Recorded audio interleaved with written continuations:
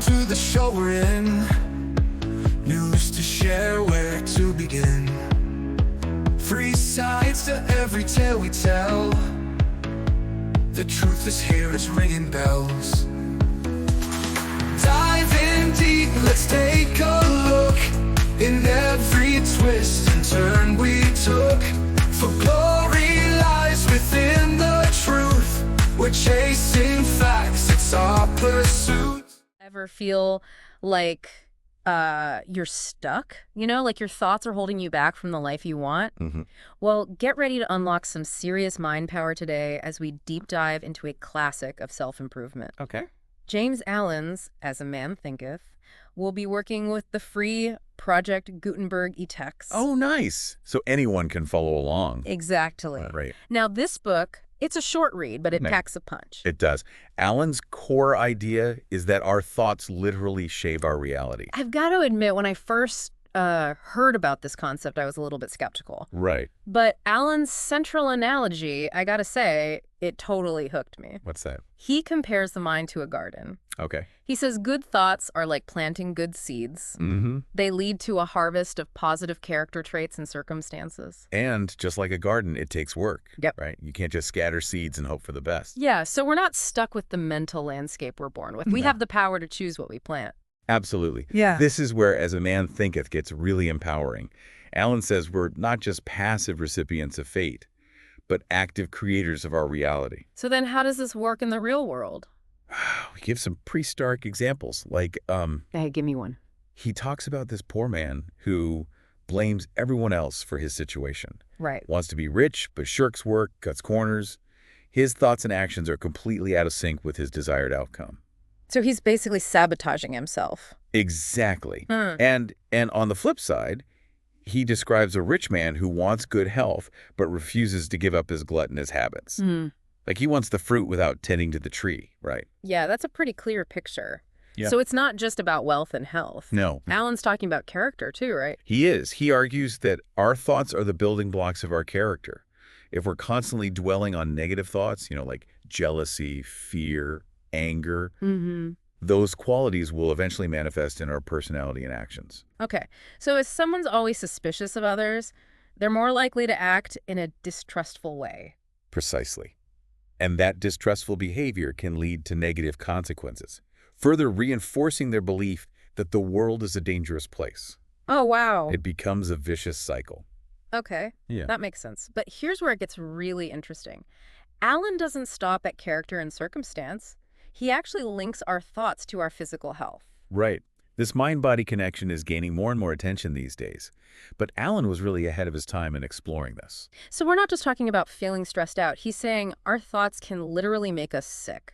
He even cites instances where fear has been known to have a fatal effect. Wow. Just as powerful as a physical injury. Intense. But what about the opposite? Ah. Can positive thoughts actually make us healthier? Allen would absolutely argue that cultivating positive thoughts contributes to vigor and vitality. Okay. It's not about denying difficulties, Right. but approaching them with a more constructive mindset. He even has this amazing anecdote about a 96-year-old woman who looks decades younger, Oh, wow. all because of her sunny disposition. Okay, I'm not saying we should all start, chanting affirmations and expecting miracles. Right. But I think Allen's point is that our thoughts have a much bigger impact than we might realize. Exactly. It's about recognizing that we have more control over our mental and physical well-being than we often think. We're not just victims of circumstance, but active participants in shaping our reality. And that brings us to another key point in As a Man Thinketh, the power of purpose. Okay, purpose. This is something I think a lot of people struggle with. Right. What exactly does Allen mean by purpose-driven thinking? He believes that having a central purpose in life is essential for true happiness and fulfillment. Without it, we become vulnerable to negativity, weakness, and what he calls the winds and storms of the soul. So it's like having an anchor that keeps us grounded amidst the chaos. Exactly. And it's not about finding some grandiose, world-changing mission. It could be something as simple as being a loving parent, mastering a craft, or contributing to your community. But the key is having that guiding star, something that gives meaning and direction to our actions. Absolutely. And when we have that clear purpose, it informs our thoughts and helps us stay focused on what truly matters. Even when faced with challenges, our purpose can fuel our determination and help us overcome obstacles. So how do we go about finding this elusive sense of purpose? I think a lot of listeners might be feeling lost right now. It's definitely a journey, not a destination. Alan suggests exploring our values, identifying our passions, and connecting with something bigger than ourselves, whether it's a spiritual belief system or a cause we believe in. But what if someone's feeling totally adrift, like they have no idea where to even begin? Alan offers some practical advice for those moments.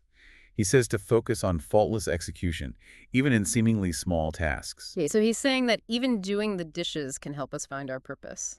In a way, yes, because it's about cultivating a mindset of excellence, of bringing our full attention and intention to everything we do. And who knows, maybe in the process of mastering those mundane tasks, we'll stumble upon something that truly sparks our passion. Okay, that's actually pretty insightful. It's not about waiting for some grand epiphany, but about approaching even the smallest things with purpose and intention. Exactly. And that brings us to one of the most inspiring aspects of Alan's philosophy, the power of visions and ideals.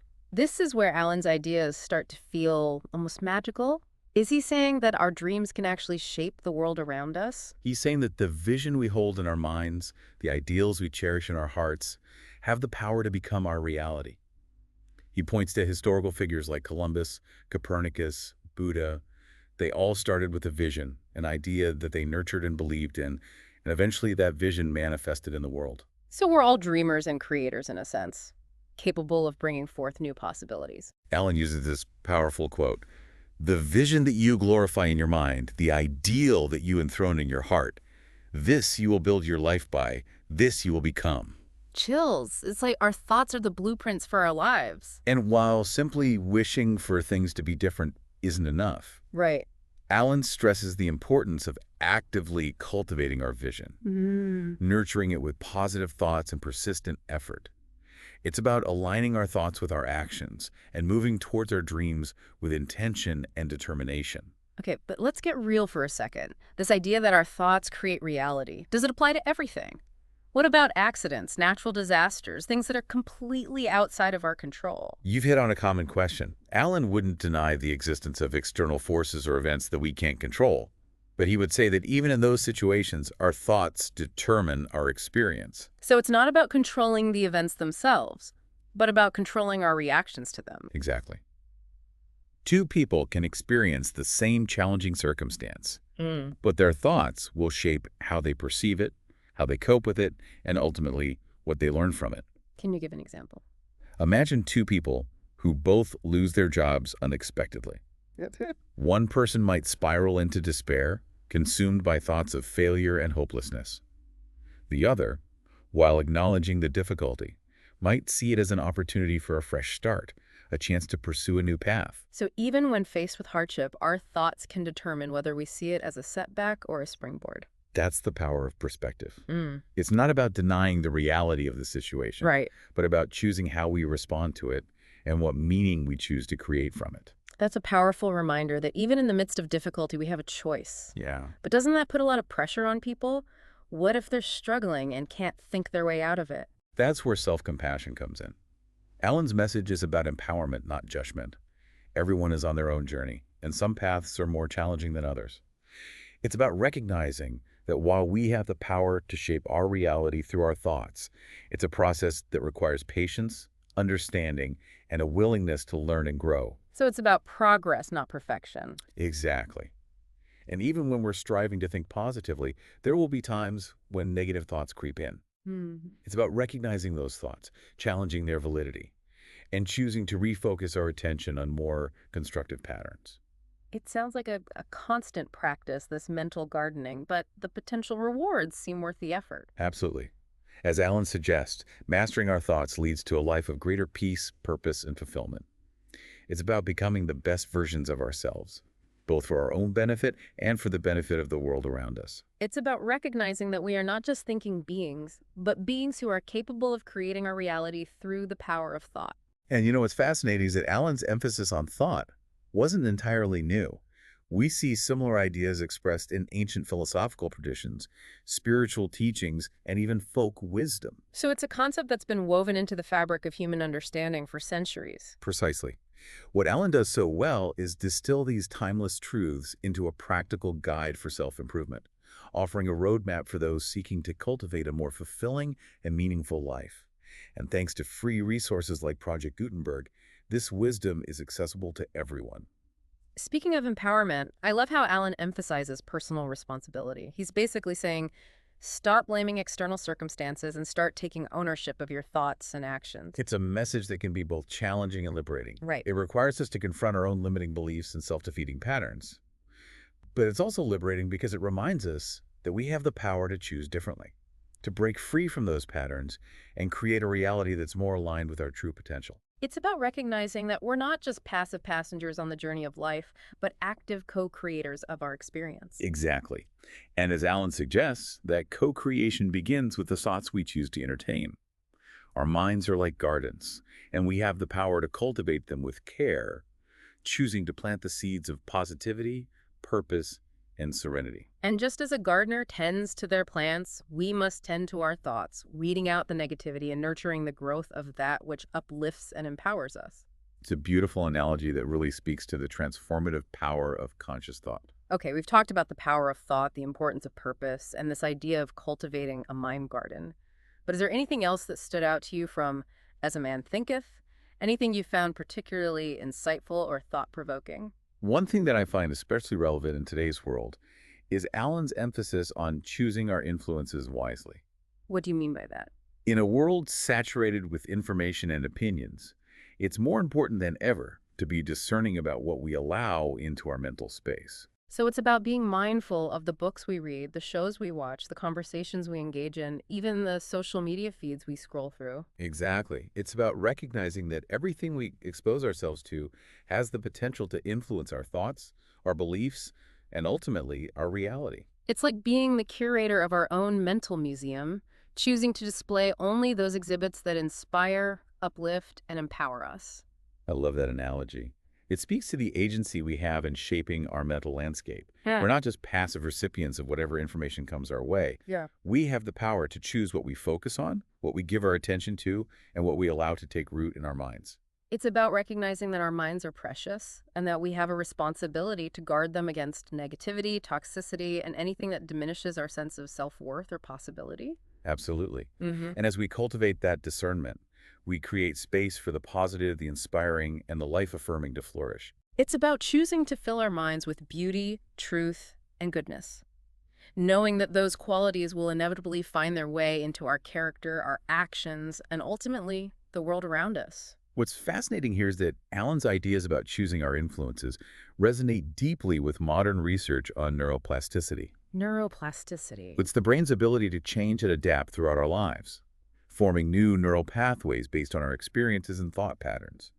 Essentially, what we focus on, what we repeatedly expose ourselves to, physically shapes our brains. So it's not just a metaphorical concept, this idea that our thoughts shape our reality. There's a literal biological basis for it. Exactly. The more we engage in certain thought patterns or behaviors, the stronger those neural pathways become, making it more likely that we'll continue to think and act in those ways. Conversely, if we consciously choose to focus on different thoughts, different behaviors, we can create new neural pathways, literally rewiring our brains for greater happiness, well-being, and fulfillment. That's incredible. It means that even if we've developed negative thought habits over the years, we're not stuck with them. We have the power to change, to literally reshape our brains through conscious effort and intentional practices. Precisely. It's a message of hope and empowerment, one that aligns perfectly with Alan's core philosophy, that we are the masters of our own minds and therefore the architects of our own lives. It's a reminder that we're not just products of our past experiences, but powerful creators capable of shaping our present and future through the choices we make in each moment.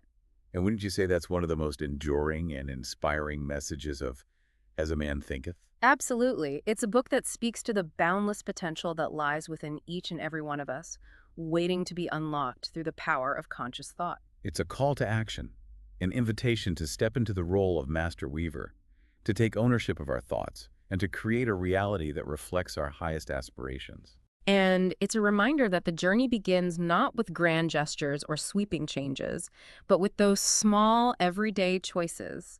The books we read, the conversations we have, the thoughts we allow to take root in our minds. It's about recognizing that each moment is an opportunity to cultivate our mental gardens and to create a world that's more beautiful, more meaningful, and more aligned with our true potential. We've just scratched the surface of As a Man Thinketh, a book packed with timeless wisdom.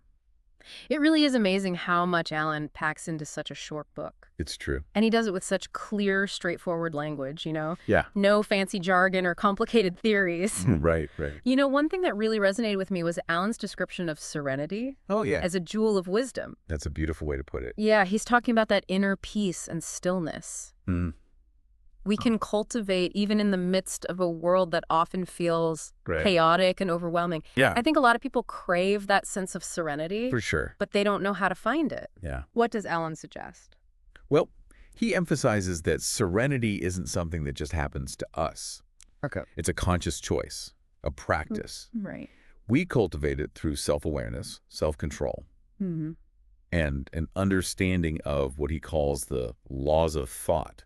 Okay, laws of thought sounds a bit intimidating. Yeah. What does that actually mean? He's basically talking about how our thoughts create our reality. Okay. It's like if you're constantly focused on negativity and problems, Yeah. you're more likely to experience those things. Right. But if you can shift your focus Uh-huh. to solutions, to possibilities, Okay. you start to create a more positive, Yeah. peaceful reality for yourself. So it's not about ignoring problems or pretending everything is perfect, No. but about choosing how we respond to those challenges. Exactly. Yeah. Serenity isn't about becoming emotionless or passive. Right. It's about developing that inner stability that allows us to respond to life's ups and downs Yeah. with greater clarity, compassion, and effectiveness. It makes me think of those people who can just stay calm in a crisis. Yeah. They're not freaking out. They're focused on finding solutions. That's a great example. Yeah. That's the kind of presence, the kind of influence that a serene mind cultivates. Right. And Alan points out that this benefits Okay. not just ourselves, but also the people around us. So a serene mind leads to a more serene life, but it also has a ripple effect outwards. Absolutely. They Interesting. can improve our relationships, enhance our work, and even inspire others Wow. to cultivate their own inner peace. That's pretty powerful stuff. It is. As we wrap up this deep dive into As a Man Thinketh, Yeah. what's the one key takeaway you hope our listeners walk away with? I think it's that we're not simply products of our circumstances. Okay. We have the power to shape our own reality through the power of conscious thought. We can transform our character, influence our circumstances, Yeah. and create a life of greater purpose, peace, and fulfillment. Beautifully said. Thank you. And for me, the biggest takeaway is that we're not alone on this journey of self-transformation. We're all in this together, learning and growing and supporting each other along the way. So true. Yeah. And as Alan reminds us, when we choose to focus on the positive, the uplifting, the life-affirming, we not only transform our own lives, Right. but we contribute to creating a more beautiful and harmonious world for everyone. Well, I think we've given our listeners a lot to chew on today. I think so. But before we go, I have one final thought to leave you with, Okay. and it's a bit provocative. I'm intrigued. Imagine for a moment that your thoughts were projected onto a screen Oh, wow. for all to see. Okay. Would you be proud of what's playing? That's a great question to ask ourselves. It really challenges us to examine our thought patterns. It does. And become more mindful of what we're cultivating in our minds. Absolutely. Exactly. And if you're inspired to explore these ideas further, Yeah. I highly recommend checking out As a Man Thinketh. The full text is freely available on Project Gutenberg. So no excuses. So no excuses. Yeah. Until next time, keep those minds blooming. And remember, Yes. the power to shape your reality lies within you.